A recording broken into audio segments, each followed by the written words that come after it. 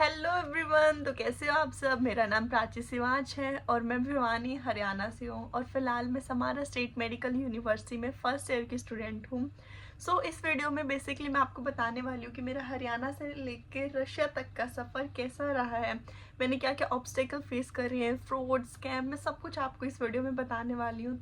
मेरी ये जर्नी शुरू होती है 10th क्लास से, बेसिकली 11th क्लास से, जब वो मोमेंट आया था कि मुझे फील्ड चूज़ करनी थी कि मैं कौन सी फील्ड चूज़ करूँ, कि मेरे को किस फील्ड में अपना करियर बिल्ड करना है। तो उस टाइम पे मैंने चूज़ करा मेडिकल को।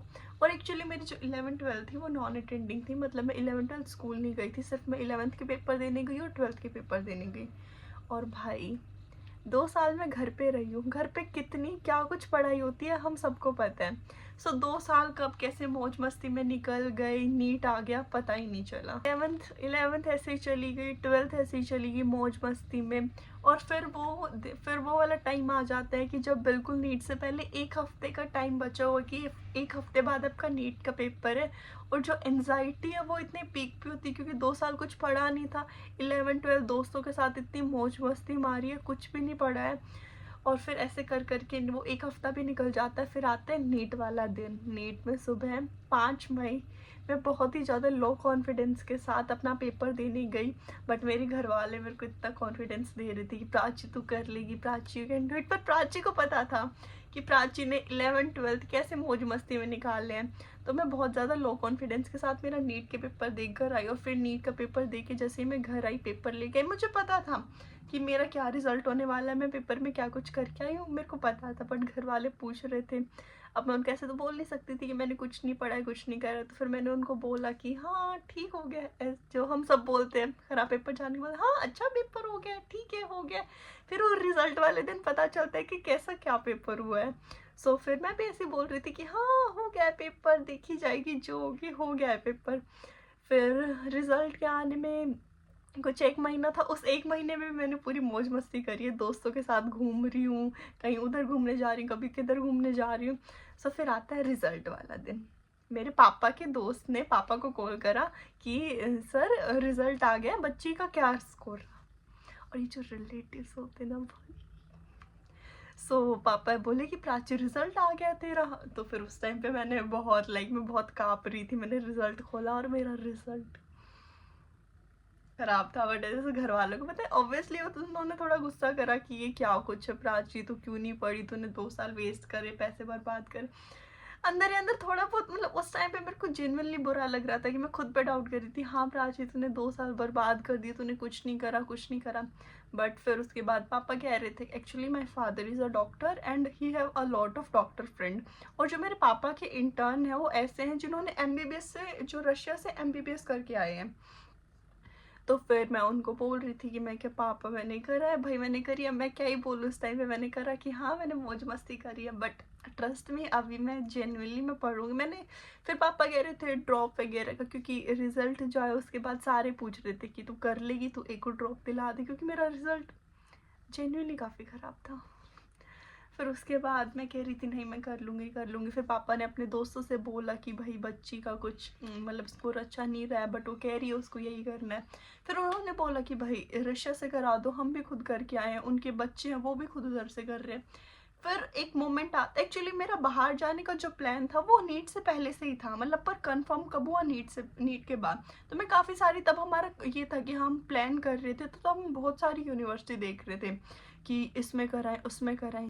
हमने लेजिट 15-20 यूनिवर्सिटी देखी और हमें कुछ समझ नहीं आ रहा था कि भाई किस यूनिवर्सिटी में कराएं, कंसल्टेंसी, बहुत कुछ ये सारी चीज़ें दिमाग में चल रही थी कि भाई बाहर भेज रहे हैं, कहीं फ्रॉड ना हो जाए, स्कैम ना हो जाए। फिर पापा ने अपने दोस्तों से बात करी कि भाई आप कुछ बताओ, आपको यूनिवर्सिटी सजेस्ट करो। तो ऐसे 15-20 यूनिवर्सिटी देखने के बाद हम समारा स्टेट मेडिकल यूनिवर्सिटी पे आए। तो फिर उसके बाद भी बहुत यूँ हो गया था कि भाई अब समारा में करा रहे हैं, तो इसके बारे में, क्योंकि समारा के बारे में भी नहीं पता था हमें, ऑफिशियल कॉन्ट्रैक्टर एजेंट्स इनके बारे में जीरो नॉलेज थी, कुछ भी नहीं पता था, बस जो लोग कह रहे थे हम सुन रहे थे। फिर उसके बाद हमने खुद समारा के बारे में रिसर्च करना शुरू करा। फिर उसके बाद हमने काफ़ी सारा रिसर्च करा, यूट्यूब देखा, गूगल पे चेक करा, हर जगह देखा। फिर बाद में हमें लगा कि भाई हमें चाहिए क्या है।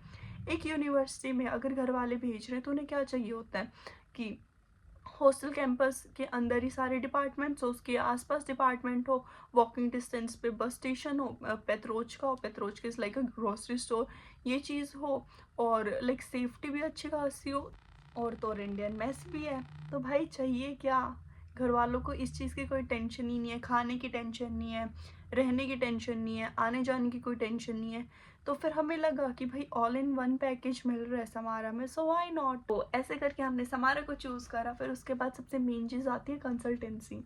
तो एक्चुअली हमें इतना कुछ पता नहीं था, कंसल्टेंसी, ऑफिशियल कॉन्ट्रैक्टर, उस टाइम पे जेन्युइनली कुछ भी नहीं पता था। सिर्फ यूट्यूब के भरोसे चल रहे थे, मतलब यूट्यूब पे हम वीडियो देख रहे थे, कोई अच्छी बना रहा है, कोई बुरी बना रहा है, तो दोनों साइड लाइक दिमाग में ऐसे बैलेंस हो रखा था, जाए ना जाए, जाए ना जाए। फिर उसके बाद पापा अपने किसी दोस्त के पास गए, उन्होंने किसी कंसल्टेंट का नंबर दिया, पापा ने उनसे बात करी तो उन्होंने साफ मना कर दिया कि समारा में मत जाओ। तो लाइक और दिमाग ख़राब हो गया कि भाई जो 50-50 था, अभी वो जो नहीं जाने वाला था वो 80 हो चुका है इस यूनिवर्सिटी में। तो करें क्या करें, फिर दोबारा यूट्यूब पे सर्च कर रहे हैं। तो फिर जो इधर एक पढ़ती है मेरी सीनियर, मेरी उनसे बात हुई, और फिर उसके बाद हमने जो इधर के ऑफिशियल कॉन्ट्रैक्टर है समारा के, हमें उनसे बात हुई, उनसे कांटेक्ट किया गया, जो समारा में बच्चे पढ़ रहे उनसे कांटेक्ट किया गया।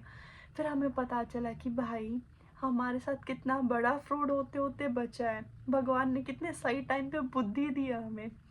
तो फिर उसके बाद ऐसे करके हमने समारा को चूज़ करा। फिर हमें पता चला एक्चुअली ऑफिशियल कॉन्ट्रैक्टर क्या चीज़ होती है। आपकी एमबीबीएस लाइफ में ऑफिशियल कॉन्ट्रैक्टर एक बहुत इंपॉर्टेंट रोल प्ले करता है कि आप इधर आ रहे हो, आपको कोई भी डिफ़िकल्टी फेस कर रहे हो, किसी भी चीज़ में कोई दिक्कत आ रही है, तो आपको कौन हेल्प करेगा? सिर्फ आपके ऑफिशियल कॉन्ट्रैक्टर ही हैं जो आपको हेल्प करेंगे। जो आप सोच रहे हो किसी के थ्रू भी आप आ जाओगे, या किसी के भी थ्रू आ रहे हो, आपको लग रहा है कि अगर आपको वो हेल्प करेंगे, तो ऐसा नहीं होता है भाई। मैंने इधर आए हुए लेजिट मेरे को 4 से 5 महीने हो गए, मैंने सब देखा है। जो ऑफिशियल कॉन्ट्रैक्टर जितनी वो आपकी हेल्प करेंगे, उतना कोई भी नहीं करेगा। तो ये चीज़ अपने दिमाग में लेके चलो, अगर आप किसी भी यूनिवर्सिटी के लिए जाते हो, तो सबसे पहले आप उधर का ऑफिशियल कॉन्ट्रैक्टर कौन है उस चीज़ में वो चूज़ कर। सबसे पहले इंपॉर्टेंट होता है कि आप यूनिवर्सिटी अच्छी चूज़ करो। उसके बाद होती है कंसल्टेंसी। कहीं पता चले आप यूनिवर्सिटी अच्छी चूज़ कर रहे हो पर कंसल्टेंसी गलत चूज़ कर रहे हो। सो इन चीज़ों में बहुत सोचना पड़ता है। हमें भी लेजिट 2 महीने लग गए थे, और तब बिल्कुल रजिस्ट्रेशन बंद होने वाले थे, 3 से 4 दिन पहले मैंने रजिस्ट्रेशन कराया। और जो समारा की इतनी प्यारी है प्रीशियस सीट मेरे हाथ से जाती जाती बच गई, और मेरे को सीट मिल गई। सो फिलहाल मेरे को समारा में आए 5 महीने, 4 से 5 महीने हो गए, मैंने आपको बताया। और इधर आके मेरे को लगता है कि मैंने बहुत बेस्ट डिसीज़न लिया है मेरा समारा आने का।